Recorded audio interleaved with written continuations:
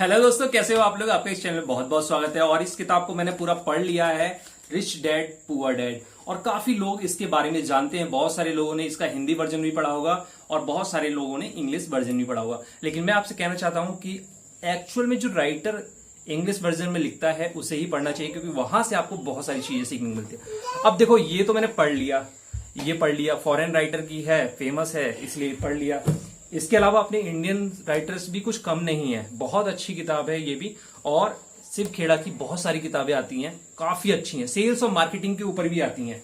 अभी मैंने किसी दोस्त को दे रखी है सेल्स और मार्केटिंग के ऊपर, इनकी 2 बुक्स हैं जो मैंने किसी दोस्त को दे रखी है हिंदी में। अब वो जो पढ़ के वापस करेगा तब मैं पढ़ूंगा। और एक ये बुक है साइकोलॉजी ऑफ मनी।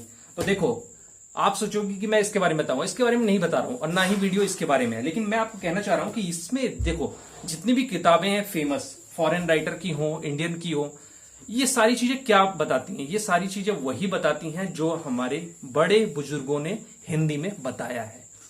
जो छोटी छोटी चीजें हमारे माँ बाप, हमारे बुजुर्ग कहते रहते हैं जिंदगी में जब हम बच्चों से, वही चीजें यहां पर होती हैं। लेकिन जब हम यहां पर पढ़ते हैं तो हम बहुत इंप्रेस होते हैं, क्योंकि इसे किसी फॉरेन राइटर ने लिखा है।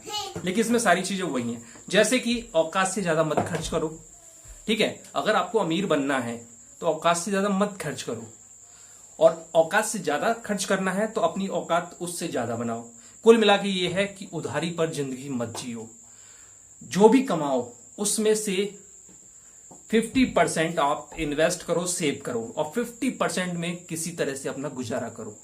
ठीक है, अगर आपको सही रहना है, अपने बच्चों का भविष्य सही करना है, अपना करना है, और अपने आगे आने वाली जनरेशन को कुछ देना है तो ठीक है। वरना क्या है, खाओ पियो ऐश करो मित्रों।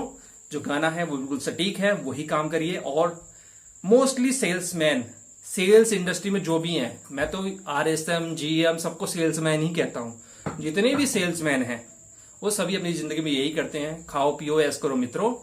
क्योंकि हमारी सैलरी उतनी है नहीं, हमें तो 10 मिलता है, हमें 15 मिलता है, हमें 20 मिलता है। इसमें बचत नहीं होती, इसमें क्या कमा लेंगे, क्या खा लेंगे। हमारे ASM को 35 मिलता है, वो आधा सेव भी कर लेता होगा। लेकिन ASM से पूछेंगे तो वो कहेगा हमारे RSM को 50, 55, 60 मिलते हैं, वो सेव करता है। उससे पूछोगे तो वो कहेगा हमारा जो नेशनल सेल्स मैनेजर 1 लाख रुपए सैलरी है यार, 50,000 रुपए खर्च भी कर देता होगा, 50,000 बचाता होगा। तो सब दूसरे का उदाहरण देंगे, लेकिन अपने ऊपर नहीं लेंगे। बुजुर्गों ने कहा है थोड़ा कमाओ, उसमें से बचाओ, बचत होनी ही चाहिए। अब आते हैं मुद्दे पर। तो जुलाई चल रही है, और समझिए कि जुलाई अगस्त ये भी एक हायरिंग का मौसम होता है। काफी सारी कंपनियां, जैसे ही बरसात बीतेगी या बरसात बीतने वाली, खत्म होने वाली होगी, यानी इसी महीने के लास्ट में, तो बहुत सारी कंपनी हायरिंग करती है, न्यू फ्रेश हायरिंग करती हैं किसी भी वैकेंसी के लिए, चाहे छोटे पद के लिए चाहे बड़े पद के लिए।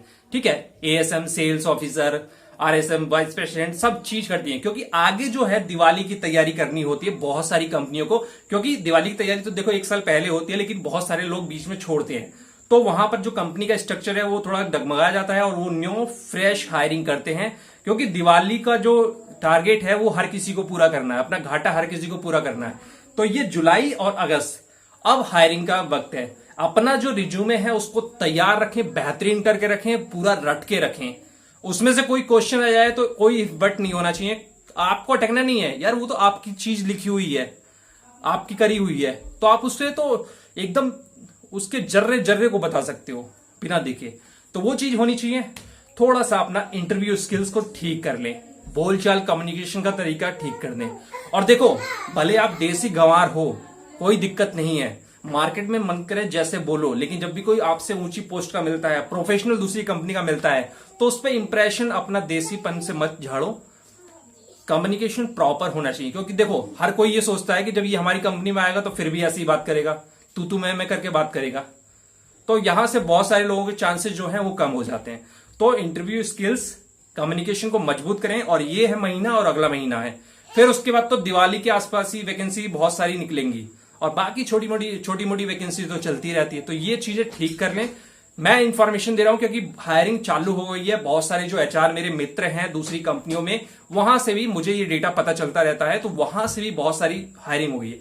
और हमारे यहां से भी हायरिंग स्टार्ट हो चुकी है, प्रिपरेशन हो चुकी है दिवाली की तैयारी करने के लिए। तो आप भी लग जाइए और मेरी बहुत सारी वीडियो है, वहां से बहुत कुछ सीखने को मिलेगा कि इंटरव्यू में क्या बोलना है, कैसे बोलना है, जो एचआर की साइकोलॉजी होती है वो क्या होती है, वो क्या चाहता है एक इंटरव्यू से, कंपनी को देख के और कंपनी के प्रोडक्ट को देख के आप इंटरव्यू को पहले समझ लो कि आपने चीट कोड देख लिया, आपको क्वेश्चन पहले से ही पता पड़ गए। कंपनी को देख के, उसका टर्नओवर देख के, उसके प्रोडक्ट देख के आप ऐसी ऐसी बातें इंटरव्यू में बोल सकते हैं।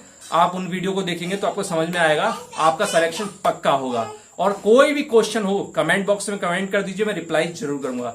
आज के लिए बस इतना ही, बहुत ही इंपॉर्टेंट चीज बताई है, इसको जरूर प्रिपेयर कर लीजिए।